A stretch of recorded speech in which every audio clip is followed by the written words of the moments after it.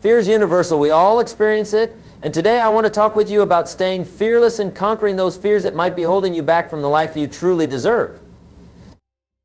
Now, let me ask you something.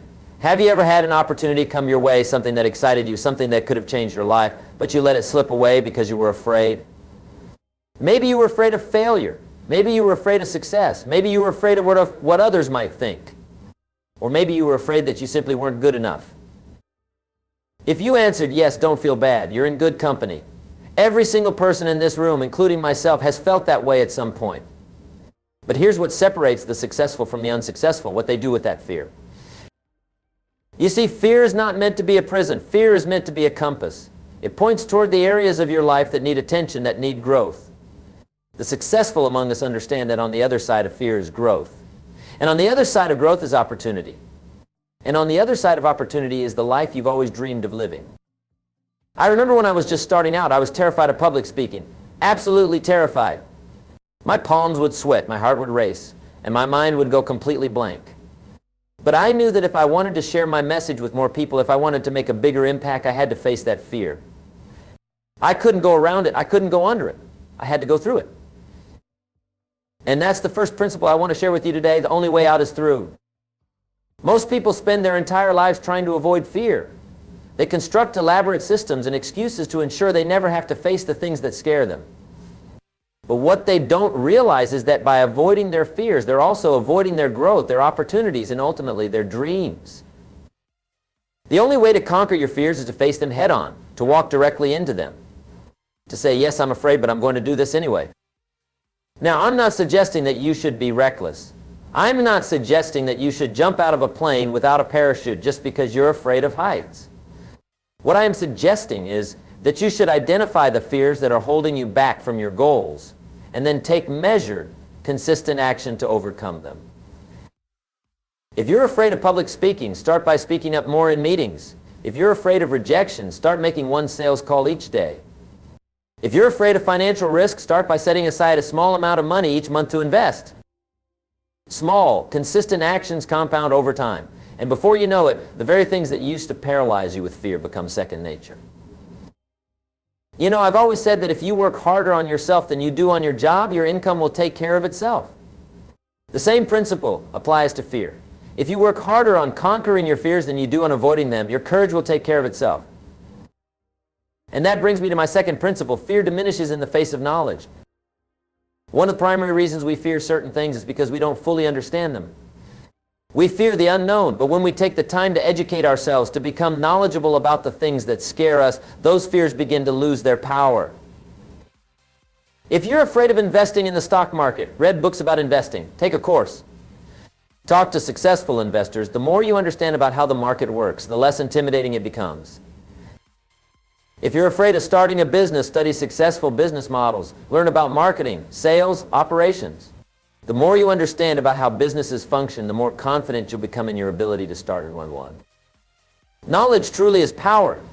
It turns the unknown into the known, the intimidating into the familiar, and the fearful into the doable. I remember a gentleman who came to one of my seminars several years ago. He told me he was terrified of investing in real estate, even though he knew it could be a pathway to wealth. When I asked him why, he said, "Jim, I just don't understand it. It seems so complicated, and I'm afraid of making a mistake that could cost me everything." I suggested that he dedicate just 1 hour each day to learning about real estate investing. Read books, listen to podcasts, talk to successful real estate investors, and attend local real estate meetings. A year later, he came back to another one of my seminars. He was a changed man. He had purchased his first investment property, and it was already generating positive cash flow. The fear that had once paralyzed him had been replaced by knowledge, and that knowledge had given him the confidence to take action. That's the power of education. That's the power of turning the unknown into the known. Now, here's something I want you to keep in mind. The acquisition of knowledge is not a one-time event. It's an ongoing process. The world is constantly changing, and what worked yesterday might not work tomorrow. The successful among us are those who commit to lifelong learning, who remain curious, who continuously seek to expand their understanding of the world around them. And that brings me to my third principle. Fear loses its power in the company of others. You see, one of the most insidious aspects of fear is that it often makes us feel isolated, like we're the only ones struggling, the only ones afraid. But that couldn't be further from the truth. Every person you admire, every successful individual who seems to have it all together has faced fear. They've had moments of doubt, moments when they weren't sure if they could make it. The difference is that they didn't face those fears alone. They surrounded themselves with others who could offer support, guidance, and perspective. They built a network of like-minded individuals who were on similar journeys, who understood the challenges and the fears that come with growth and success. I've often said that you are the average of the 5 people you spend the most time with. This principle applies not just to income or success, but to courage as well. If you spend time with fearful people, people who are always looking for what could go wrong, you'll likely become more fearful yourself. But if you spend time with courageous people, people who face their fears and take action anyway, you'll likely become more courageous as well. So I encourage you to seek out communities of growth-minded individuals, join mastermind groups, attend seminars and workshops, connect with others who are on similar journeys. Share your fears, your challenges, your setbacks, and your victories. Learn from each other. Support each other. Grow together. I remember a young woman who was a part of one of my mastermind groups. She was brilliant with a business idea that had tremendous potential, but she was paralyzed by the fear of failure. Every time she was close to launching her business, she would find a reason to delay, to gather more information, to make one more tweak to her business plan. But being a part of our mastermind group changed everything for her. She saw others facing similar fears and taking action anyway. She received feedback and encouragement from the group, and perhaps most importantly, she realized that she wasn't alone in her fear. We were all there with her, supporting her, believing in her, even when she didn't believe in herself. 2 months after joining our group, she finally launched her business. It wasn't perfect. First attempts rarely are, but it was a start. And over time, with continued support and accountability from the group, her business began to thrive. That's the power of community. That's the power of facing your fears together. Now, let's talk about my 4th principle. Fear often grows in the soil of perfectionism. Many of us are afraid to take action because we're waiting for the perfect moment, the perfect plan, the perfect circumstances.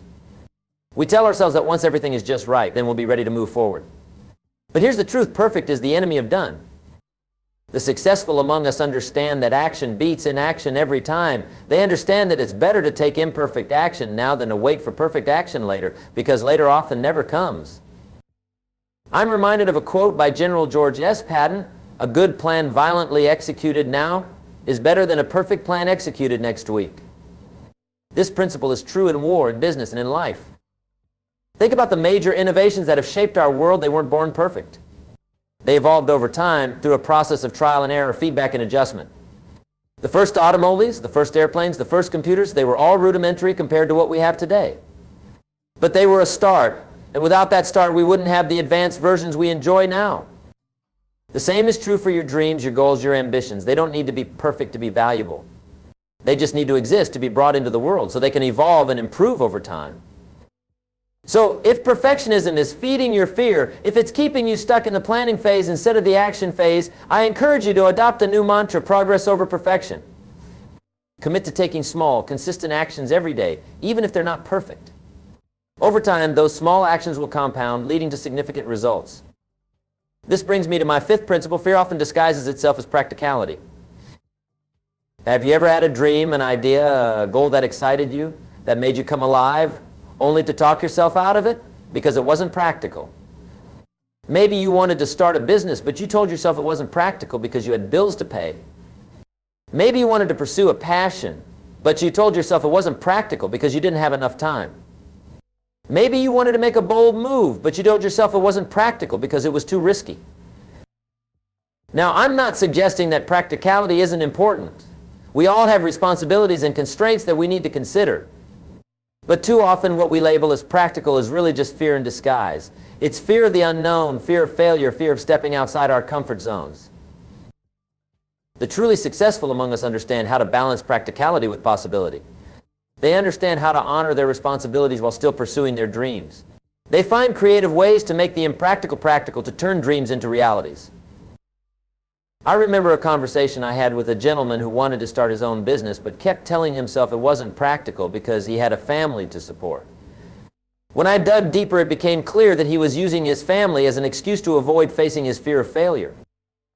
So I asked him a question that changed everything. What's the most practical thing you can do for your family?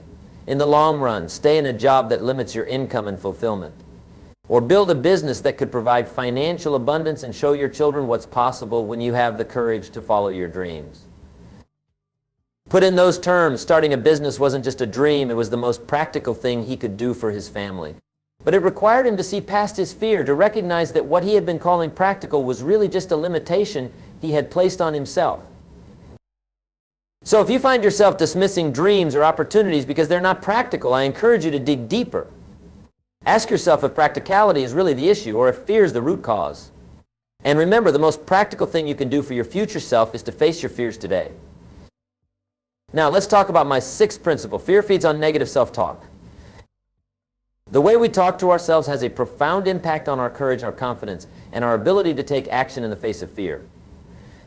If your internal dialogue is filled with phrases like "I can't," "I'm not good enough," "What if I fail?" then you're essentially programming yourself for fear and inaction. The successful among us understand the power of internal dialogue. They've learned to replace limiting self-talk with empowering self-talk. They've learned to question negative thoughts and replace them with more positive, more accurate ones. For example, instead of saying, "I can't do this," they might say, "I haven't learned how to do this yet, but I can learn." Instead of saying, "What if I fail?" they might say, "What if I succeed? And even if I don't, what's the worst that could happen? And what could I learn from it?" This shift in self-talk doesn't happen overnight.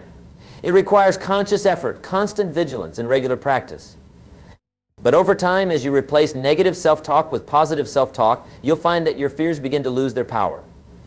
You'll find that the voice of fear gets quieter while the voice of courage gets louder. I remember a young man who came to one of my workshops. He was incredibly talented, with a natural gift for communication and leadership. But he was held back by his negative self-talk. Every time an opportunity presented itself, his mind would flood with thoughts like, "You're not ready, you're going to embarrass yourself, no one will take you seriously." During our workshop, we spent time identifying these negative thought patterns and replacing them with more positive, more empowering ones. It wasn't easy for him. These patterns had been ingrained over many years, but he committed to the process. 6 months later, he reached out to share his progress. He had taken on a leadership role at his company, something he would have avoided in the past. He was speaking up more in meetings, sharing his ideas, and making meaningful contributions. And while the negative thoughts still crept in occasionally, he had learned to recognize them for what they were, just thoughts, not truths, and to replace them with more empowering alternatives. That's the power of transforming your self-talk. That's the power of becoming the master of your own mind. And now for my seventh principle, fear is diminished by definite purpose. When you have a compelling purpose, a clear vision of what you want to achieve and why it matters, fear takes a back seat. It doesn't disappear completely. Few things in life are that simple, but it loses its power to paralyze you. Your purpose becomes the driving force that propels you forward, even when fear is present. Think about it. When you're deeply committed to a cause, when you're passionate about a goal, when you believe wholeheartedly in a vision, you're willing to face discomfort, uncertainty, and yes, fear to bring that vision to life. This is why I always emphasize the importance of setting clear, compelling goals. Not just any goals, but goals that excite you, that align with your values, that contribute to your sense of purpose and meaning. When you have such goals, fear becomes not an obstacle, but a signpost pointing you toward the areas where growth is needed. I remember a conversation I had with a successful entrepreneur who had built a multi-million-dollar business from scratch. When I asked him about fear, he said something that has stuck with me. "Jim, I've never not been afraid, but I've always been more committed to my purpose than to my comfort." That's the mindset of the successful. They're not fearless. They simply value their purpose more than they fear discomfort or uncertainty.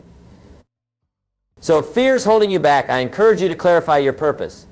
Get clear on what you want, why you want it, and how achieving it will contribute to your life and the lives of those around you. Make your purpose so compelling, so exciting, that it overshadows your fears. Now, let's discuss my eighth principle. Fear is a poor predictor of the future. One of the reasons fear wields such power is that it paints vivid pictures of potential negative outcomes. It tells us stories about all the terrible things that could happen if we take a risk, make a change, or step outside our comfort zones.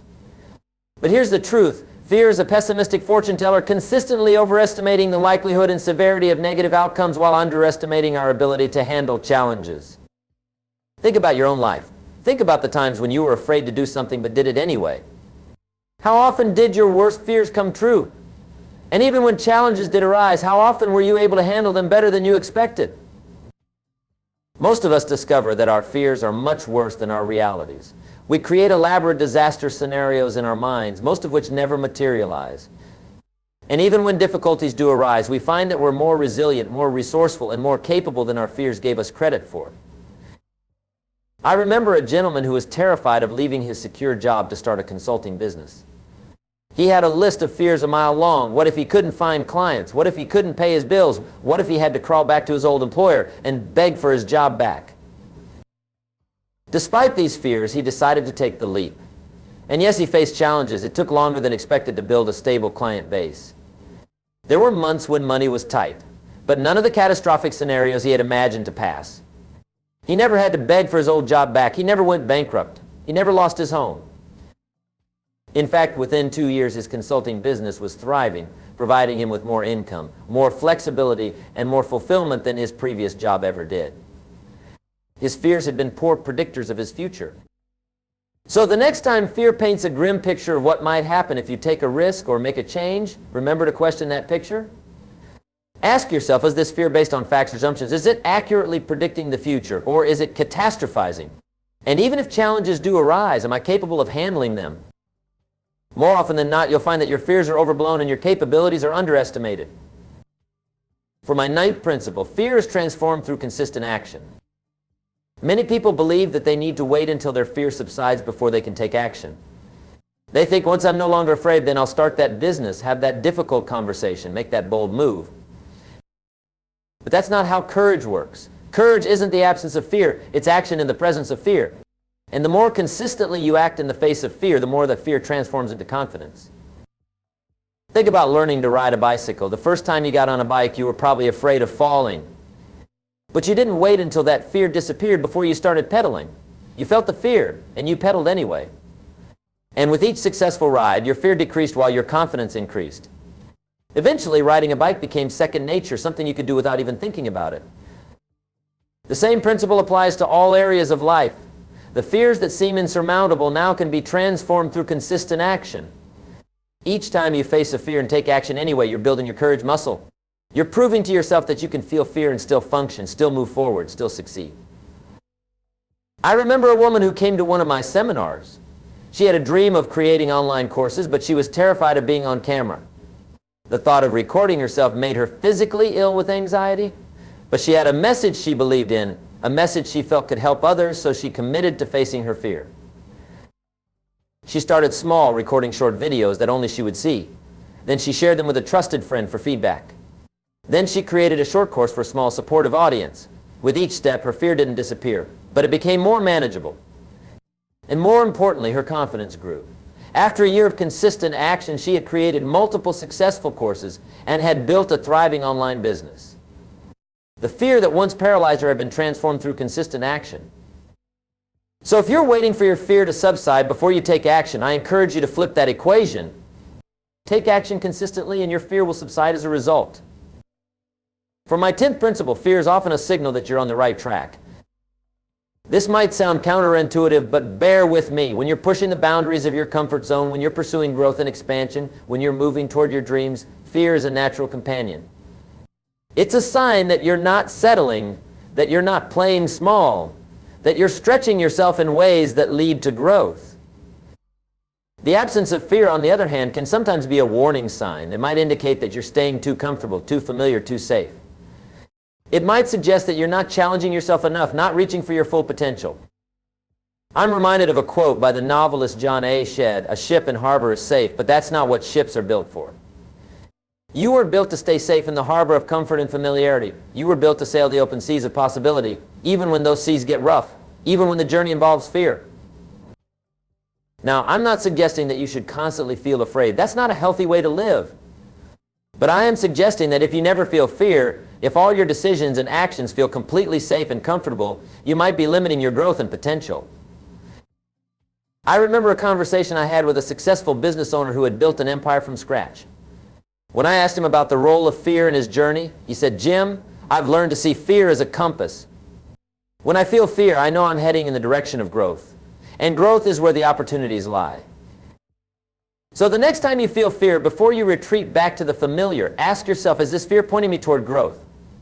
Is it signaling an opportunity for expansion? If the answer is yes, that fear might just be telling you that you're on the right track. For my 11th principle, fear is mitigated by preparation. While it's true that we can't eliminate all uncertainty or predict every possible outcome, there's tremendous power in preparation. When you've done your homework, when you've developed the necessary skills, when you've created contingency plans, fear loses much of its grip.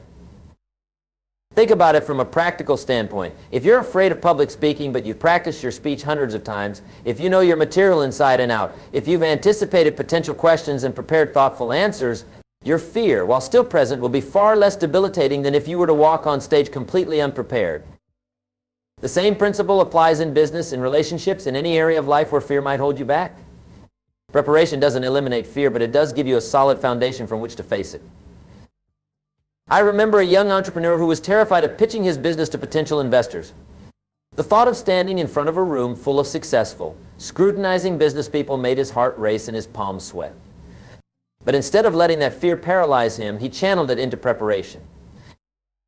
He researched each investor thoroughly, understanding their investment preferences and past successes. He practiced his pitch until he could deliver it in his sleep. He anticipated potential objections and prepared thoughtful responses. He even created backup plans for various scenarios that might unfold during the pitch. When the day of the pitch finally arrived, was he still afraid? Absolutely. But that fear no longer controlled him. It no longer threatened to derail his performance. It had been mitigated by thorough, thoughtful preparation. So, if there's something you're afraid to do, something that's holding you back from your goals, ask yourself, how could preparation help me face this fear? What skills do I need to develop? What information do I need to gather? What plans do I need to create? Then channel your energy into that preparation, knowing that it's building the foundation for your courage. For my 12th principle, fear is conquered one small step at a time. Often when we think about facing our fears, we imagine dramatic, all-or-nothing moments, diving headfirst into the deep end, taking a massive leap of faith. And while there's certainly a place for bold action, most fears are conquered through a series of small, manageable steps, each one building upon the last. This approach, often called gradual exposure in psychology, allows you to build confidence incrementally, to prove to yourself through small victories that you can indeed face your fears and survive, even thrive in the process. Let's say you're afraid of public speaking, a common fear, and one I've mentioned earlier. A gradual approach might look like this. First, practice speaking to yourself in the mirror. Then record yourself and watch the recording. Next, speak to a supportive friend or family member. Then to a small group of friends. Then to a slightly larger group, perhaps in a low-stakes setting like a local club or organization. And finally, when you've built enough confidence through these small steps, you take on the challenge of speaking to a larger audience. Each step is challenging but manageable, and each success builds your confidence for the next challenge. I remember working with a gentleman who was paralyzed by the fear of financial risk. The thought of investing his money, of potentially losing what he had worked so hard to earn, kept him from building the wealth he desired. So we created a gradual approach to facing this fear. He started by educating himself about investing, reading books, and attending workshops. No money at risk, just learning. Then he set up a paper trading account where he could practice investing without using real money. Next, he invested a small amount, an amount he could afford to lose without significant hardship. As he gained confidence and saw returns on his investments, he gradually increased the amount, always staying within the boundaries of what felt challenging but not overwhelming. Today, he has a diversified investment portfolio that has significantly increased his net worth and set him on the path to financial freedom. He didn't conquer his fear overnight with one bold move. He conquered it step by step, inch by inch, through a series of small but meaningful victories. So if you're facing a fear that seems insurmountable, I encourage you to break it down into smaller, more manageable steps. Ask yourself, what's one small action I can take today toward facing this fear? Then take that action, and then another, and another. Before you know it, you'll look back and realize how far you've come one small step at a time. For my 13th principle, fear is diminished by a focus on service. When you're focused on yourself, on how you might fail, on what others might think of you, on what you stand to lose, fear often grows stronger. But when you shift your focus to others, to how you can serve, to the value you can provide, to the difference you can make, fear often loses its power. Think about it. The parent who rushes into a burning building to save their child isn't thinking about their own fear. They're thinking about their child's safety. The business leader who navigates a company through a crisis isn't focused on their own reputation. They're focused on the welfare of their employees and customers. The speaker who overcomes stage fright to deliver a powerful message isn't thinking about their own discomfort. They're thinking about the impact their message could have on the audience. When you're driven by a desire to serve, to contribute, to make a difference, fear takes a backseat to purpose. I remember a conversation I had with a successful author who had once been paralyzed by the fear of criticism and rejection.